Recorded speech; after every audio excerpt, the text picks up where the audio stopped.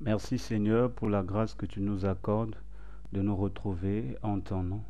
Il est écrit là où deux ou trois sont assemblés en esprit. Seigneur, en ton nom, tu es là au milieu d'eux. Et nous savons que si tu es présent, et tu ne manqueras pas de nous bénir, de te révéler à nous, à chacun de nous restaurer, de nous fortifier dans la marche, dans la course au Seigneur. Je prie pour que tu sanctifies ta parole et que cela nous fasse du bien, Seigneur. Dispose nos cœurs et circoncis nos oreilles, afin que nous puissions recevoir ta parole qui est pleine de vie, au nom de Jésus. Amen. Donc j'ai eu à cœur de partager avec vous un enseignement qui sera scindé en plusieurs parties. Le thème c'est l'esprit, la personne de l'Antéchrist et ses manifestations. Voilà. Dans ce monde où nous nous trouvons avec tout ce qui se passe, il y a tellement de voix qu'on entend. On se demande vraiment quelle est la voie qu'il faut suivre. Un tel dit qu'il est dans la vérité, un autre dit qu'il est dans la vérité. Chacun est convaincu d'avoir entendu le Seigneur, avoir reçu l'appel de Dieu. Mais quand on essaye d'analyser, quand on essaye de confronter ce que A dit et ce que B dit, on voit qu'il y a une contradiction. Mais les deux disent qu'ils ont reçu leur appel du Seigneur. Et nous sommes dans une situation de chaos, où les chrétiens ressemblent à des brebis sans berger, quoi qu'il y a des personnes qui se disent bergers qui sont là, mais on est toujours dans cette confusion règne, ce qui fait qu'on se demande ce qu'il faut faire. Il y a des gens même que j'ai rencontrés qui vous diront, mais moi je préfère vivre ma foi chrétienne chez moi à la maison, je suis les enseignements sur Internet, parce que je me rends compte que toutes les églises sont pourries, on ne sait plus à qui vraiment faire confiance.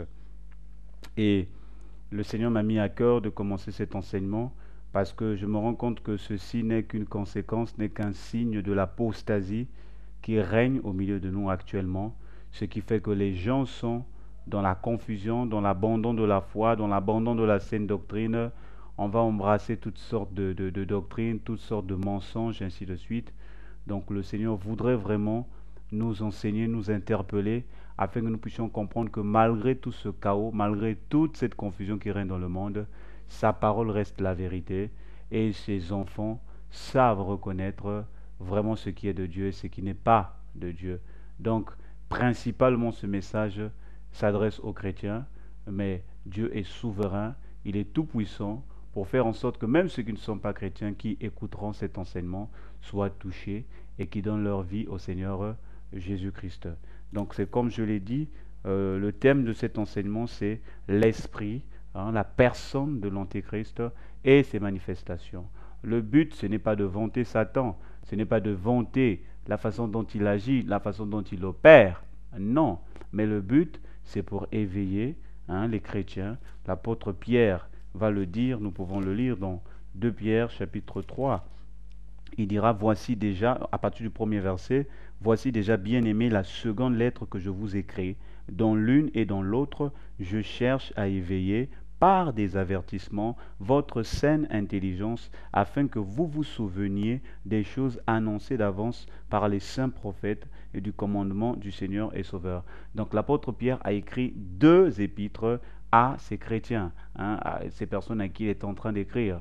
Donc il dit, c'est la deuxième lettre que je vous écris. Mais dans ces 2 lettres, je n'ai qu'un seul désir, un seul but, c'est d'éveiller votre saine intelligence. Pourquoi je cherche à éveiller votre saine intelligence par des avertissements? Parce que les temps sont mauvais. Les temps sont mauvais. L'apôtre Jean va dire, petits enfants, c'est la dernière heure. C'est parce que c'est la dernière heure, c'est le dernier virage. Les temps sont mauvais, les temps sont difficiles. C'est pourquoi le Seigneur veut éveiller la saine intelligence des chrétiens, des enfants de Dieu. Il y a trop de distractions aujourd'hui. Il y a trop de distractions. Il y a beaucoup d'enseignements qu'on écoute, mais les gens ne sont pas attirés. Les gens ne sont pas attirés, attentionnés par rapport à tous ces signes qui sont en train de s'accomplir. Voilà. Et l'apôtre Pierre dit dans l'une comme dans l'autre, dans les 2 lettres que je vous ai écrites, je cherche à éveiller votre saine intelligence. En tant que serviteur de Dieu, en tant que prédicateur, nous avons la responsabilité d'éveiller la saine intelligence des enfants de Dieu, des chrétiens, pour leur dire, hey, faites attention, ne vous laissez pas absorber par le monde. Le monde exerce une telle influence, une telle puissance, la chair, Satan. Si vous ne veillez pas, si vous ne faites pas attention, eh bien vous allez tomber dans la distraction, vous allez tomber dans la confusion. C'est pourquoi il est très important de toujours tirer les oreilles, parce que l'homme est ce qu'il est. Il ne faut pas se lasser de rappeler les choses qui fortifient dans la foi, qui fortifient dans la communion, qui nous donnent toujours de veiller. C'est le but de cet enseignement. Et c'est pourquoi Pierre écrit. Il dit, je vous écris pour essayer, pour éveiller votre saine intelligence. Comme cela a été annoncé d'avance par les saints prophètes et du commandement du Seigneur et Sauveur, enseigné par les apôtres, sachant avant tout que dans les derniers jours, voilà, dans les derniers jours, dans les derniers temps, dans la dernière heure, il viendra des moqueurs avec leur raillerie, marchant selon leur propre convoitise. Les moqueurs ici, ce sont des personnes légères qui méprisent la parole de Dieu, qui méprisent les promesses de Dieu. Combien de plus en plus aujourd'hui on voit des moqueurs, des gens qui se moquent de Dieu, qui se moquent de la parole de Dieu, qui se moquent des chrétiens parce qu'ils pensent qu'ils sont libres, parce qu'ils pensent qu'ils ont tout, ils sont remplis de convoitises, ils courent derrière toutes sortes de choses dans ce monde et ils se moquent des promesses que Dieu a données. Voilà. Donc vous imaginez, Pierre déjà à cette époque dit, eh bien nous sommes dans les derniers jours, nous sommes dans les derniers temps. Et à plus forte raison, cela fait environ 2000 ans que Pierre écrit. Ne dirons-nous pas encore que bientôt vraiment, bientôt ce monde va être détruit, bientôt le Seigneur va revenir. Raison de plus pour que notre intelligence soit éveillée. Nous allons lire un passage dans la première épître de Jean, le chapitre 2. Première épître de Jean, le chapitre 2, à partir du verset 18, il est écrit, 1 Jean 2, 18, « Petits enfants, c'est la dernière heure. » Voilà. Donc, l'apôtre Jean dit, « Petits enfants, c'est la dernière heure. » Autrement dit, nous sommes dans la fin des temps. Nous sommes dans le dernier virage. Ça veut dire que Satan va redoubler de force, il va redoubler d'efforts, il va multiplier des tactiques et des techniques pour égarer le maximum d'âmes. Il faut que vous sachiez que Satan connaît sa destinée, il connaît la finalité, il sait qu'il sera jeté dans le temps de feu. Il est conscient, il connaît les prophéties, il sait ce que Dieu a dit à son sujet. Satan n'est pas ignorant, Satan ne cherche pas, il ne peut pas faire en sorte d'éviter l'enfer, c'est pas possible. Mais ce qu'il peut faire, c'est de séduire les hommes pour entraîner le maximum d'âmes avec lui. Lui et ses démons, ceux qui ont été déchus, il n'y a plus de repentance pour eux. Il n'y a pas de repentance pour Satan. À entendre qu'il y ait des gens qui auraient prié pour que Dieu pardonne Satan, eh bien ça c'est l'égarement, ça ce n'est pas comprendre la parole de Dieu, c'est être dans l'erreur, c'est être dans la distraction. On ne peut pas prier pour la repentance de Satan, ni pour les démons qui l'ont suivi. Satan sait qu'il est condamné. C'est pourquoi il est animé d'une ardente colère pour emmener avec lui le maximum d'âmes possibles. Et ici, l'apôtre Jean est en train de dire, c'est la dernière heure. Ça veut dire que si vous étiez encore dans certaines distractions, si vous étiez encore dans cette légèreté, eh bien arrêtez, prenez les choses au sérieux parce que les temps sont mauvais. Si tu priais peut-être une fois dans la journée, eh bien multiplie ton temps de prière, multiplie ton temps de jeûne et essaye de veiller parce que c'est la dernière heure, c'est le dernier virage. Satan est animé d'une ardente colère et la Bible va nous dire que Satan rôde comme un lion rugissant, cherchant qui dévorer. Ça veut dire qu'il rugit continuellement, sans se lasser, 24 heures sur 24, 7 jours sur 7, Satan rôde. Il cherche une brebis. Il cherche une âme qui va ouvrir les portes pour détruire, pour déchiqueter. Souvenez-vous, dans Jean 10, le Seigneur va dire, le voleur ne vient que pour détruire, pour égorger. Le voleur n'a pas de bonnes intentions. Quand un voleur vient chez vous pour vous voler, il n'est pas animé de bonnes intentions. Il vient pour vous détruire, il vient pour vous faire du mal. Comment vous pouvez expliquer que lorsque le voleur sort pour aller voler, il est armé avec des couteaux, il peut prendre des machettes, je ne sais quoi. Pourquoi il a toutes ces armes blanches avec lui? Eh bien, c'est pour que si vous voulez l'arrêter, si vous voulez l'empêcher de fuir, il est capable de vous tuer. C'est pour dire que le voleur vient avec de mauvaises intentions. Et le Seigneur considère que le voleur ici, c'est Satan. Il vient pour dérober, il vient pour ôter, il vient pour prendre ce que Dieu nous donne. Souvenez-vous qu'au commencement, comment il a volé la gloire, il a volé l'autorité, la position que Adam avait reçue de Dieu. Parce que c'est un voleur. Il ne vient que pour dérober, il ne vient que pour détruire, il ne vient que pour égorger. C'est pourquoi si on ne fait pas attention, si on ne veille pas sur la manière dont nous vivons, Satan va nous égorger. Il ne traîne pas, il fera passer le couteau sur la gorge pour que nous mourions. C'est la dernière heure. C'est le dernier virage. Il est temps d'arrêter les distractions. Il est temps de sortir de la vaine manière de vivre. Il est temps de vivre une vraie vie chrétienne. Il est temps de sortir d'une vie de tous les dimanches, je vais à l'église et ça s'arrête là. Il faut entrer dans une vraie communion avec le Seigneur parce que c'est la dernière heure.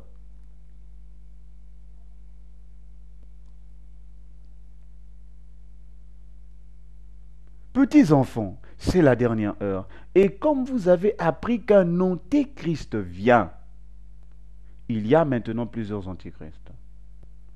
Donc, les chrétiens du commencement avaient été enseignés, on leur avait appris qu'il y a un antéchrist qui devait arriver. Ils avaient la connaissance. Et c'est des choses qui sont importantes à enseigner. Il faut que les enfants de Dieu sachent, il faut que les chrétiens sachent qu'il y a un antéchrist qui viendra. Mais au lieu d'enseigner sur ces choses pour que les enfants de Dieu soient avertis, qu'ils aient la connaissance, on préfère enseigner autre chose. Des choses vaines. Et j'en dis, laissez-moi vous dire qu'il y a déjà plusieurs antéchrists. C'est vrai que la personne de l'antéchrist elle-même n'est pas encore arrivée. Mais il y a ces précurseurs. Ces précurseurs qui sont déjà là. Il faut que vous sachiez que Satan, c'est un singe, c'est le singe de Dieu. Satan imite Dieu.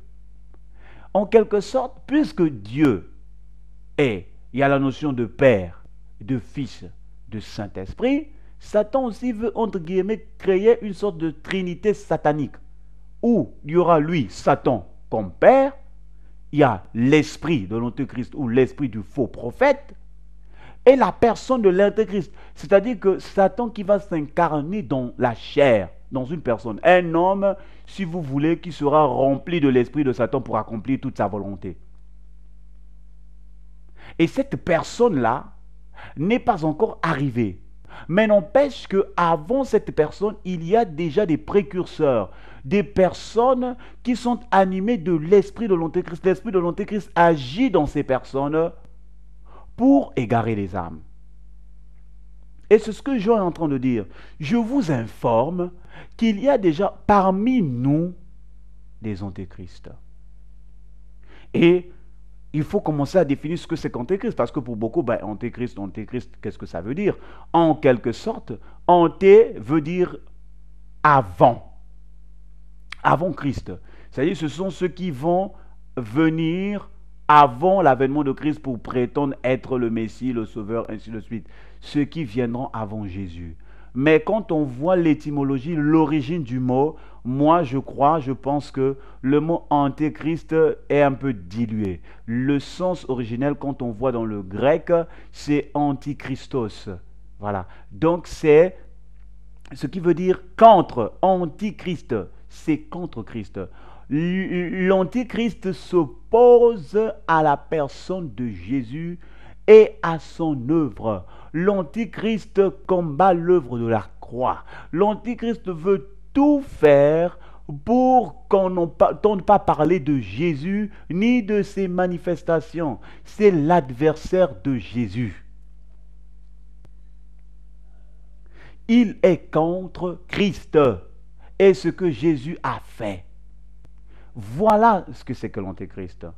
Maintenant, quelle est sa mission? Sa mission, c'est de détruire par tous les moyens l'œuvre de Jésus. Il sait qu'il ne peut pas détruire Jésus. Il sait que Jésus est ressuscité d'entre les morts et il règne en majesté. Il est tout puissant.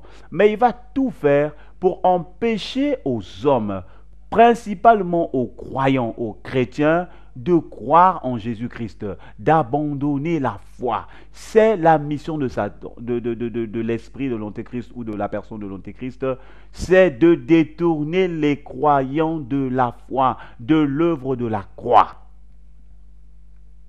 Voilà. Donc son champ principal, c'est l'Église. C'est là où il y a les rassemblements chrétiens. C'est là où il y a les rassemblements chrétiens, là où il y a les croyants, les lieux où le nom de Jésus est invoqué. Parce qu'il est contre Christ, donc il va combattre son œuvre. C'est vrai que le champ de Satan, la manifestation de l'œuvre de l'Antéchrist est assez vaste dans le monde. On voit par rapport à tous les mouvements qu'il crée, toutes ces doctrines, ces théories, ces philosophies qu'il invente pour faire croire aux hommes soit que Dieu n'existe pas, que Jésus est un imposteur, ainsi de suite. Bref, mais principalement, cet esprit agit dans l'Église, il agit dans les milieux religieux où la notion de Dieu est citée. C'est là son champ d'action, c'est là où il opère. Sa mission, je répète, c'est combattre l'œuvre de la croix. Et pour cela, il doit utiliser les moyens. Souvenez-vous que Satan est rusé, il est très malin. Il ne faut pas sous-estimer Satan. Il y a des gens qui sous-estiment Satan. C'est un ennemi redoutable. Le fait de reconnaître que son ennemi est fort et puissant ne fait pas de toi quelqu'un qui a peur ou qui est... Non, mais tu es conscient que ce n'est pas de l'amusement. C'est un grand adversaire.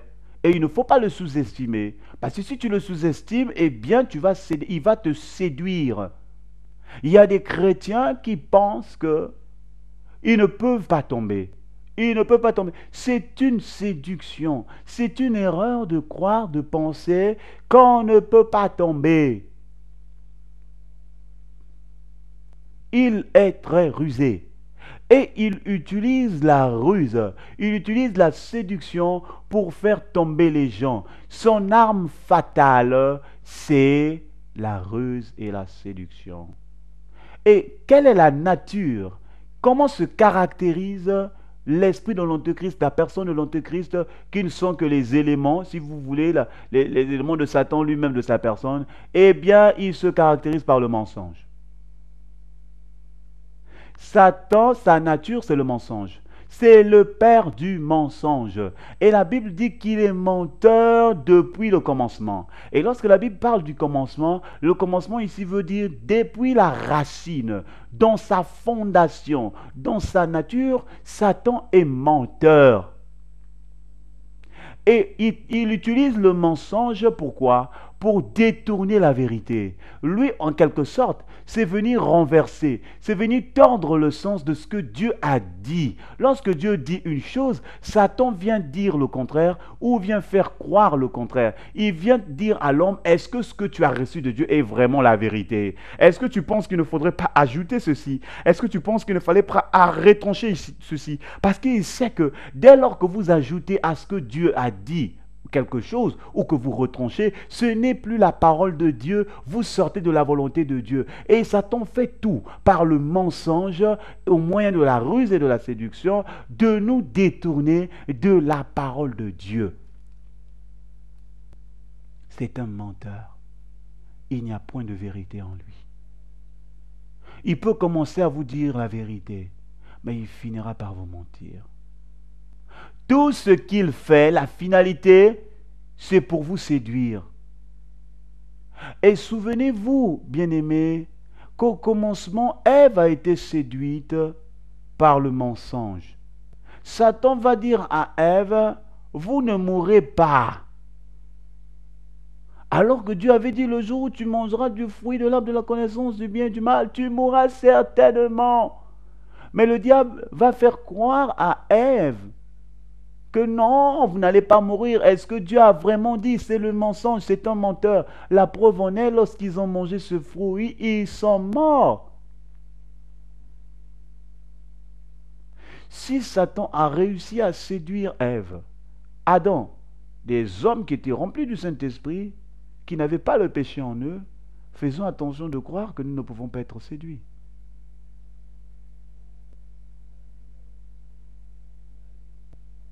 C'est un grand tentateur. Il nous tente. Et souvenez-vous qu'il a tenté, Ève et son mari, ils ont échoué. Il passe son temps à nous tenter, d'une manière ou d'une autre, pour que nous puissions tomber. S'il y a la tentation, c'est parce qu'il y a la possibilité que tu tombes. S'il n'y avait pas la possibilité qu'on tombe, mais pourquoi alors la tentation? Lorsque Satan vient nous tenter, c'est parce qu'il sait que c'est possible qu'on tombe. Et Satan a été tellement audacieux, courageux, qu'il s'est même permis de tenter le Fils de Dieu dans le désert, souvenez-vous. Pendant 40 jours, Satan va tenter Jésus, le Fils de Dieu. Eh bien, c'est parce qu'il savait que comme Dieu a revêtu la chair, il était soumis à la tentation, à la faiblesse de la chair. C'était possible, il y avait la possibilité que Jésus tombe. Quoique nous savons, dans la souveraineté, dans la grandeur de Dieu, que Jésus devait accomplir fidèlement sa mission, mais la possibilité qu'il tombe ne peut pas être exclue. Et si le Seigneur, le Fils de Dieu, a été tenté par Satan, à plus forte raison nous. C'est pourquoi nous devons faire attention. Voilà. Donc il va utiliser la ruse.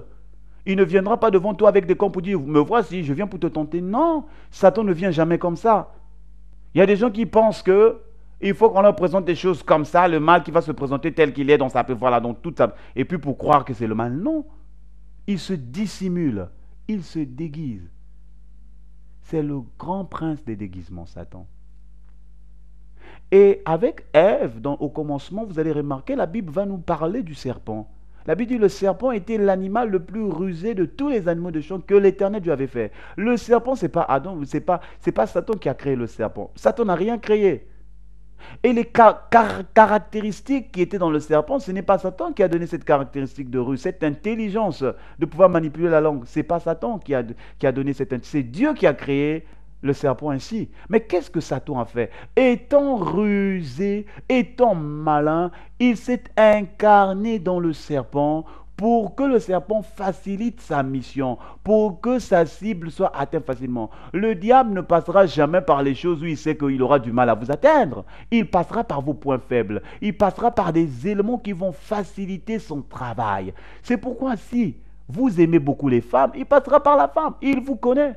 Depuis que vous êtes tout petit, il vous a observé. Il connaît vos goûts, vos couleurs, vos préférences, ce que vous détestez, ce que vous aimez. Satan le sait et il viendra par vos points faibles pour vous atteindre. Il ne viendra jamais par des choses où il sait qu'il ne pourra pas vous atteindre. Si vous n'aimez pas voler, si vous n'êtes pas voleur, Satan ne va pas vous tenter par l'argent ou je ne sais pas quoi pour prendre quelque chose à voler. Non, il viendra par les éléments par lesquels vous êtes faible. Vous allez constater qu'il va entrer dans le serpent et le serpent va démontrer qu'il était vraiment rusé en faisant quoi?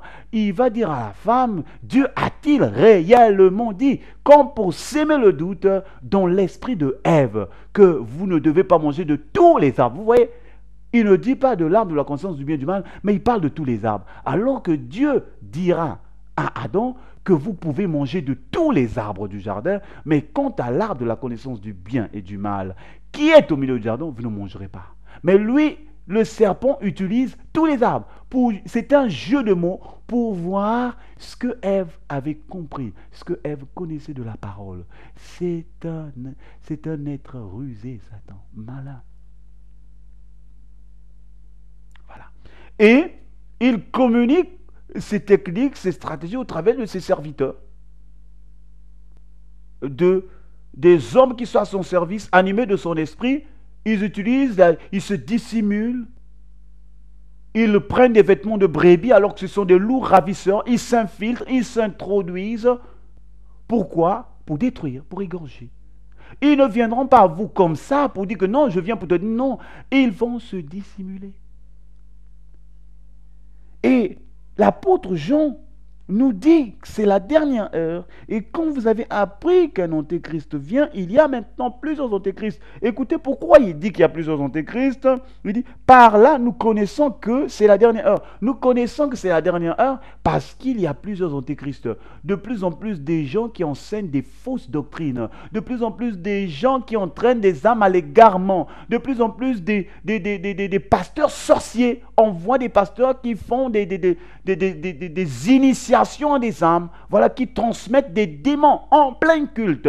C'est pourquoi la Bible dit que c'est la dernière heure. Parce qu'en voyant tous ces antichrists, tous ces signes, toutes ces manifestations, cela doit nous faire comprendre que, eh bien, les temps sont mauvais, bien-aimés. Si l'apôtre Jean dit que c'est la dernière heure, ça fait environ 2000 ans, nous dirons quoi? C'est peut-être les dernières minutes. Voilà, de la dernière heure. Nous sommes, si lui, pendant qu'il le disait, on était peut-être à 5 ou 10 minutes. Maintenant, nous sommes peut-être à 45 minutes, 50 minutes de la dernière heure, bien-aimés. Raison de plus de prendre au sérieux le temps dans lequel nous nous trouvons.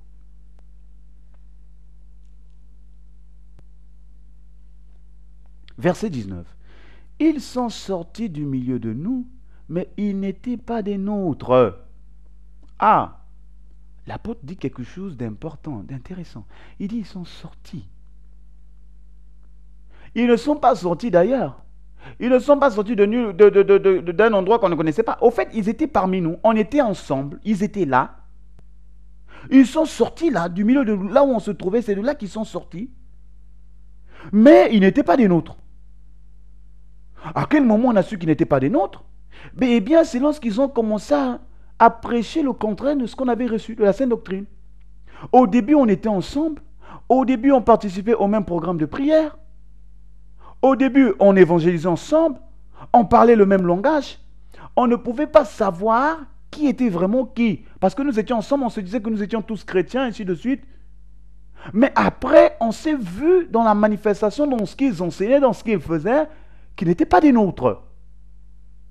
Ils ont commencé à manifester leur vraie nature, leur vraie sémence. Et ces hommes sortent toujours du milieu de nous, bien-aimés. Ne pensez pas que les antéchrists, vous allez les trouver dans l'esprit de l'antéchrist agir dans l'église. C'est là où il y a des rassemblements des chrétiens, c'est de là qu'ils sortent. C'est de là qu'ils sortent parce qu'ils savent qu'ils doivent sortir de là pour avoir une certaine crédibilité. Comme ça, les gens diront que, on était ensemble, on l'a vu comment il était zélé, Dieu l'a utilisé puissamment, et tout, il y a eu des témoignages, il a fait telle chose, c'est un enfant de Dieu, ainsi de suite. Mais il ne l'est pas vraiment, parce que regardez ce qu'il commence à enseigner. S'il était vraiment de Dieu, il n'allait pas commencer à enseigner ces fausses doctrines qui égarent les âmes aujourd'hui. Et j'en dis, ce qui prouve qu'ils n'étaient pas des nôtres, c'est bien parce qu'ils n'ont pas demeuré. Car s'ils étaient des nôtres, ils seraient demeurés avec nous.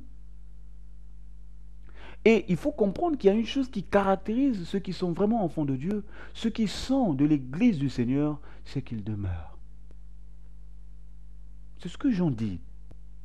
La preuve que nous appartenons à Dieu, que nous avons reçu son onction, que nous sommes des enfants de Dieu, c'est le fait que nous demeurons dans la sainte doctrine. C'est le fait que nous demeurons dans ce que nous avons reçu jusqu'au bout. Celui qui ne demeure pas ne peut pas dire qu'il a reçu l'esprit, l'onction de Dieu. Ce qui distingue un véritable enfant de Dieu et de celui qui n'est pas, c'est que l'enfant de Dieu demeure dans le Seigneur. Il demeure, il persévère, il tient. Tu as beau dire que tu es chrétien, tu as beau dire que tu as reçu Jésus-Christ, mais est-ce que tu demeures dans sa parole? Est-ce que tu demeures dans la vérité? Est-ce que tu demeures dans l'évangile?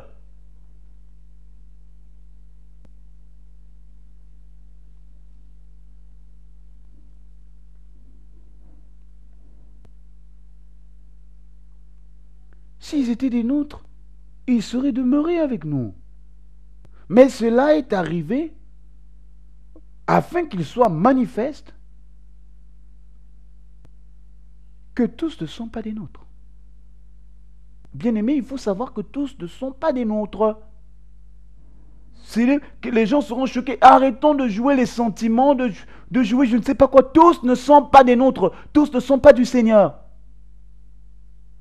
Ils ont beau s'appeler pasteurs, ils ont beau s'appeler prophètes, apôtres, évangélistes. Sachez que tous ne sont pas des nôtres. Beaucoup auront ces titres, mais ne seront vraiment pas appelés par le Seigneur. Ce seront des antichrists, animés de l'esprit de l'antichrist, qui vont agir au milieu du troupeau, au milieu des enfants de Dieu, pour les égarer. C'est très important de le savoir, bien-aimés. Tous ne sont pas des nôtres.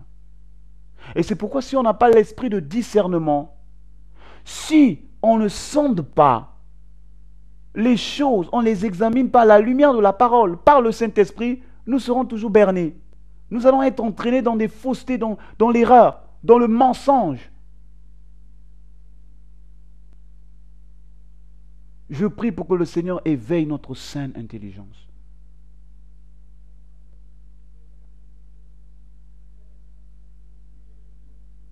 Il dit, cela est arrivé pour que nous sachions que tous ne sont pas des nôtres. Dieu permet que les faux se manifestent dans leur fausseté pour qu'on sache qu'il y a le vrai. Et Paul va même dire que je crois en partie qu'il y ait des sectes au milieu de vous, parce que c'est ce qui permettra qu'on sache qui est vraiment vrai. Il faut qu'il y ait les ténèbres pour qu'on sache qui est véritablement dans la lumière. Et Dieu met toujours une distinction. Il mettra toujours une distinction. Même au milieu de la confusion, bien-aimée, la lumière de Dieu brille toujours. Les enfants véritables brillent. La parole de la vérité est prêchée. Peu importe le chaos, peu importe la confusion, qu'on dise que ce monde est pourri, on ne sait plus qui est vraiment qui, mais la vérité de l'évangile est là. Il y a de véritables enfants de Dieu qui cherchent le Seigneur dans la crainte et dans l'obéissance. Une question me vient à l'esprit.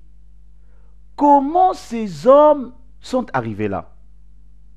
Comment ils sont sortis? Comment on n'a pas pu remarquer à quel moment ils sont entrés? Et vous vous souvenez de la parabole que le Seigneur va donner du blé et de l'ivraie. Comment livrer, comment cet homme, ce propriétaire de champ avait semé du blé après dans la nuit pendant que les gardiens ont dormi, ils étaient assoupis. Un homme est venu s'aimer l'ivraie dans le champ. C'est toujours pendant un temps de sommeil, d'assoupissement. Pendant que les hommes se sont endormis, ils n'ont pas veillé, qu'ils se sont introduits, que ces antéchrists sont entrés dans l'église. On les a considérés comme étant des frères dans la foi ou des sœurs dans la foi, alors qu'ils n'étaient pas des nôtres. Et nous allons lire, l'apôtre Paul va dire quelque chose d'intéressant, de formidable dans Actes chapitre 20.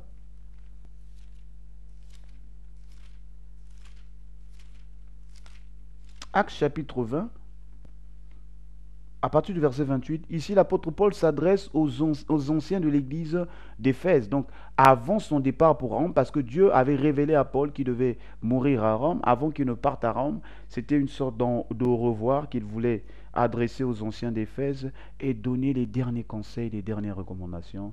Et vous savez vous-même que quand une personne s'apprête à partir, à quitter, les paroles, les dernières paroles ont une certaine valeur, ont une certaine portée, sont très importantes. C'est des choses qu'il faut retenir, qu'il faut garder à l'esprit. Et pendant que Paul s'apprête à partir, voici ce qu'il donne comme conseil aux anciens qui étaient établis dans l'église d'Éphèse par le Saint-Esprit. Verset 28, acte 20. Prenez donc garde à vous-même et à tout le troupeau sur lequel le Saint-Esprit vous a établi évêque. Vous devez prendre garde à deux choses, à vous-même et au troupeau de Dieu. C'est la même chose que Paul dira à Timothée. Veille sur toi-même, prends garde à toi-même et sur tes enseignements. Persévère dans ces choses. Sois vigilant dans ces choses. Car en agissant ainsi, tu te sauveras toi-même et tu sauveras ceux qui t'écoutent. Autrement dit, si tu ne veilles pas sur toi-même, si tu ne veilles pas sur ton enseignement, eh bien l'esprit de l'Antéchrist va t'utiliser et tu vas communiquer des faussetés, tu vas communiquer le mensonge, tu vas communiquer l'erreur aux âmes que Dieu a données et tu vas égarer les âmes. Et beaucoup aujourd'hui, le fait qu'ils ne veuillent pas sur eux-mêmes, l'esprit de l'Antéchrist est entré, s'est introduit et il commence à enseigner des doctrines de démons, des choses pernicieuses. Et Paul est en train de leur dire, prenez garde à vous-même. Il s'adresse à des hommes qui ont reçu le Saint-Esprit, qui sont sauvés, chrétiens, enfants de Dieu, des anciens, il dit prenez garde. Ça veut dire que ce n'est pas parce qu'on est ancien qu'on doit cesser de veiller. Nous devons toujours veiller. Prenez garde à vous-même et à tout le troupeau sur lequel le Saint-Esprit vous a établi évêque. Évêque veut simplement dire ancien. Pour paître l'Église du Seigneur, qu'il s'est acquise par son propre sang. Paul dit quelque chose de très important. Il dit, cette Église-là, ce n'est pas à vous, hein, c'est l'Église du Seigneur, c'est son corps. Il s'est acquise, ce n'est pas avec votre sang, ce n'est pas avec le sang des boucs, des taureaux, ainsi de suite. C'est avec son propre sang. C'est avec son sang précieux qui s'est acquis son Église. Lorsque vous êtes en train de paître, sachez que vous n'êtes là que comme des garants, des personnes qui doivent veiller. Faites attention. C'est l'Église du Seigneur. Et cette Église est précieuse à ses yeux. Mais les antichrists n'en ont rien à faire. Et n'en ont rien à faire, puisque eux, leur but, leur mission, c'est de détruire, c'est de détourner les âmes du Seigneur. Verset 29. Je sais qu'il s'introduira parmi vous, après mon départ, des loups cruels qui n'épargneront pas le troupeau. L'apôtre Paul dit certainement il s'introduira. Après mon départ. Il s'introduira ici, il va dire, il va se glisser. Des faux frères, des loups cruels. Ils ne viendront pas comme ça pour dire, non, nous sommes des loups, nous sommes venus pour... Non, ils viendront en vêtements comme si c'était des frères, comme si vraiment ils étaient ensemble avec vous, vous faisant croire qu'ils ont aussi reçu le Seigneur, mais ce seront des loups cruels. Des loups animés d'une ardente colère pour détruire, pour égorger, étant poussés par l'esprit de l'antichrist, étant des antichrists pour ne pas épargner le troupeau. C'est-à-dire qu'ils feront la fête au troupeau, ils vont égarer, ils vont détruire des âmes. Et qu'il s'élèvera du milieu de vous des hommes qui enseigneront des choses pernicieuses. Et c'est ce que Jean dit. Ils sont sortis. Il sortira du milieu de vous. Il s'élèvera. Quand il parle de s'élever, ça veut dire que ces personnes, à un moment, seront d'abord assis. On ne les verra pas. D'accord? Ils seront dissimulés. Ils seront dans la foule, dans tout le monde. On les verra dans tout le monde. Mais à un moment, ils vont s'élever. Ils vont commencer à dire des choses qui sont contraires à l'évangile, contraires à la sainte doctrine, contraires à ce que notre Seigneur nous a laissé. Ces hommes s'élèveront et ils vont commencer à enseigner des choses pernicieuses. Nous allons voir par la grâce de Dieu ces différentes choses. Comment on peut reconnaître ces antichrists par rapport à ce qu'ils enseignent, afin que nous ayons de l'intelligence, afin que nous ayons du discernement et que nous puissions parcourir ça et là derrière des fausses doctrines.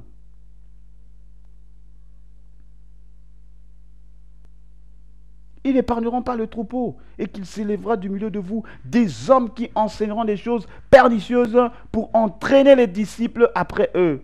Veuillez donc, vous souvenant que durant 3 années, je n'ai cessé nuit et jour d'exhorter avec larmes chacun de vous. Oh Seigneur, quel fardeau l'apôtre Paul avait. Il voyait que les enjeux étaient tellement importants. Il a exhorté nuit et jour ces hommes parce qu'il savait que Satan est animé d'une ardente colère. Il cherche une brèche, il cherche une ouverture pour s'infiltrer dans le troupeau, pour détruire, pour égorger. Et quand j'ai réalisé que Paul est en train de dire après mon départ, j'ai dit, oh Seigneur, donc pendant que Paul était là, il n'y a pas eu cette manifestation de l'esprit de l'Antéchrist, des hommes qui se sont élevés. Parce que Paul a combattu toute sa vie toutes ces personnes qui venaient prêcher autre chose que Christ. Souvenez-vous avec les Galates, quand ils ont commencé, ces faux frères qui se sont glissés parmi les Galates, les chrétiens de Galate, pour leur dire, les chrétiens de la Galatie, pour dire à ces chrétiens qu'il fallait judaïser, retourner à la circoncision, Paul s'est levé pour combattre. Paul a combattu cet esprit de fausse doctrine qui égare les âmes. C'est pourquoi il dit, mais ce qui est triste, à mon départ, quand je m'en irai,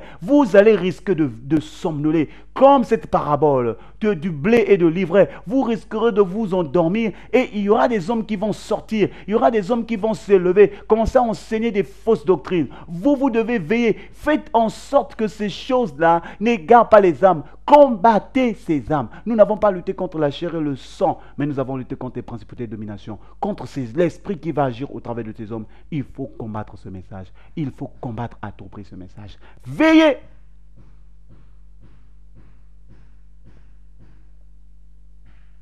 Et c'est ce que j'en dis. C'est comme ça qu'ils s'introduiront. Et vous allez voir qu'après, au fil de l'Église, il y a déjà eu à l'époque des apôtres cette manifestation de l'esprit de l'Antéchrist au milieu des gens qui étaient là. Nous allons voir des exemples de la manifestation de l'esprit de l'Antéchrist. Même pas seulement à l'Église, même pendant Jésus, dans l'Ancien Testament, l'esprit de l'Antéchrist agissait déjà. Donc au fur et à mesure, le Seigneur, dans la grâce du Seigneur, nous allons voir ces différentes manifestations de l'esprit de l'Antéchrist. Lorsque nous allons voir les manifestations de l'esprit de l'Antéchrist dans ces différentes personnes, nous allons également voir la personne de l'Antéchrist elle-même. Nous allons étudier comment Satan va, dans la grâce de Dieu, si le Seigneur nous accorde la grâce, va s'incarner dans la chair, va prendre une forme humaine pour venir, voilà, diriger le monde, ainsi de suite, établir son autorité, son règne. Et voilà, cet homme sera rempli de puissance, d'autorité, il va accomplir des miracles, des prodiges. Donc vous voyez que déjà la manifestation de l'esprit de l'Antéchrist se fait, la manière dont le monde est en train d'être configuré, d'évoluer, tout est en train d'affluer vers la préparation de la venue de l'Antéchrist, de la personne de l'Antéchrist. Vous allez constater que cet esprit n'a pas commencé aujourd'hui. Satan avait déjà essayé, lorsque Noé est sorti de l'arche avec ses enfants, eh bien ses enfants à un moment vont prendre la décision de construire une tour, c'est la tour de Babel. Et certainement, il y avait toujours un petit noyau qui donnait des ordres, qui dirigeait. Eh bien, c'est la manifestation de l'esprit de l'Antéchrist. Il voulait ériger il voulait mettre cette tour de Babel, cette tour qu'on appelle la tour de Babel, pour ne pas être dépendant de Dieu, pour ne pas compter sur Dieu. C'était le règne de l'homme. Eh bien, mais derrière ce règne de l'homme, il y a Satan qui est là, il y a Satan qui veut régner. Mais Dieu a déjoué leur plan. C'est pourquoi Satan essaye encore. Vous allez voir qu'au fil des âges, il a toujours essayé de préparer la venue de la personne de l'Antéchrist. Mais viendra un temps où vraiment l'Antéchrist va arriver. Et quand nous aurons fini d'étudier la personne de l'Antéchrist, nous verrons également Jésus-Christ, parce qu'il faut finir, c'est ce que nous devons garder à l'esprit, comment Jésus-Christ va remporter la victoire sur l'Antéchrist, sur Satan, ses démons, ainsi de suite, parce que Jésus-Christ est le roi des rois, il est le Seigneur des seigneurs, il tient un sceptre de justice et il pètera toutes les nations par sa verge. Voilà ceux qui auront résisté, ceux qui auront foulé aux pieds l'œuvre qu'il aura accomplie. Donc, très prochainement, par la grâce de Dieu, nous allons voir les différentes manifestations de l'esprit de l'Antéchrist dans ces différents individus. Donc, par exemple, ceux qui nient que Jésus est le Christ, voilà, c'est l'une des manifestations de l'esprit de l'Antéchrist.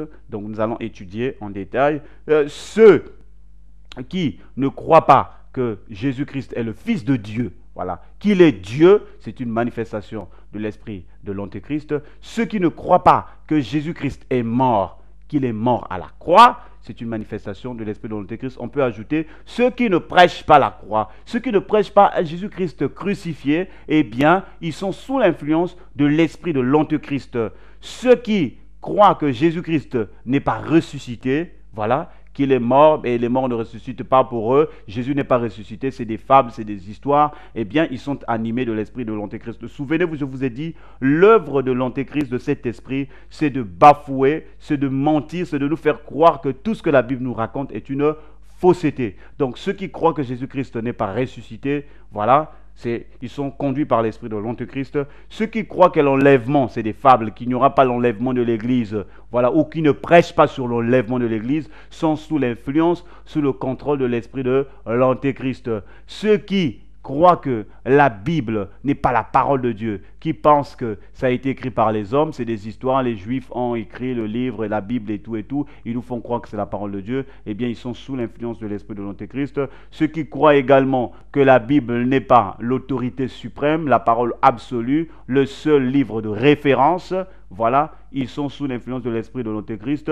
Ceux qui croient que Jésus-Christ n'a pas tout accompli à la croix, qu'il n'a pas bien achevé son travail, qu'il fallait un autre prophète, qu'il fallait ajouter des choses, ainsi de suite, que Jésus-Christ à lui seul ne suffit pas, Voilà, ils sont sous l'influence de l'esprit de l'Antéchrist. Ceux qui pensent que la Bible est bonne, mais elle n'est pas suffisante pour résoudre tous les problèmes des chrétiens, qu'il faut ajouter d'autres livres, qu'il faut lire. Ils sont sous l'influence de l'esprit de l'Antéchrist. Nous aurons le temps d'étudier en détail ces différentes manifestations avec des exemples à l'appui dans la Bible. Et aussi ceux qui aiment le monde. Voilà, vous allez voir qu'il y a des prédicateurs, des gens qui vraiment qui sont un but de convoitise. Ils aiment le monde et les choses qui sont dans le monde, qui prêchent des choses pernicieuses, qui prêchent la postérité, le faux évangile. Au lieu de prêcher la sainte doctrine, l'attachement à Dieu, la communion, la foi, ils prêchent les choses de la terre. Le ciel, ça ne leur dit pas grand-chose. Ils sont sous l'influence de l'esprit de l'Antéchrist. Et également, enfin, je sais que la liste n'est pas exhaustive. Voilà, il y a beaucoup d'éléments qui caractérisent ces hommes-là.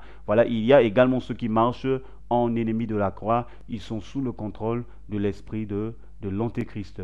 Donc c'est très important pour nous de savoir reconnaître avec un esprit de discernement qui est vraiment envoyé de Dieu et qui n'est pas envoyé de Dieu. Je vous ai dit principalement, nous parlons de la manifestation de l'esprit de l'Antéchrist au milieu des croyants, ceux qui se disent chrétiens, parce que c'est là où le diable se déchaîne. Il veut vraiment entraîner les gens dans l'apostasie, dans l'abandon de la foi, parce que le monde, déjà, les païens sont à lui. Qu'est-ce qu'il a à faire vraiment avec les païens? Les païens, lui, a pas, tant qu'ils n'ont pas Christ, lui, il n'y a pas de problème. Et il y a tellement de théories qu'il a déjà inventées pour garder les païens dans ce qu'ils sont. Donc lui, son combat, c'est combattre l'Église, c'est combattre la sainte doctrine, c'est combattre l'œuvre de la croix. Son champ, c'est l'Église. Et pour cela, il doit lâcher ses chiens, ses bulldogs, ses faux prophètes, ses faux serviteurs pour égarer les âmes, pour empêcher les chrétiens, les croyants, voilà, de jouir de ce que le Seigneur a accompli. Donc, prochainement, dans la grâce du Seigneur, nous allons voir de façon détaillée la manifestation de cet esprit et des exemples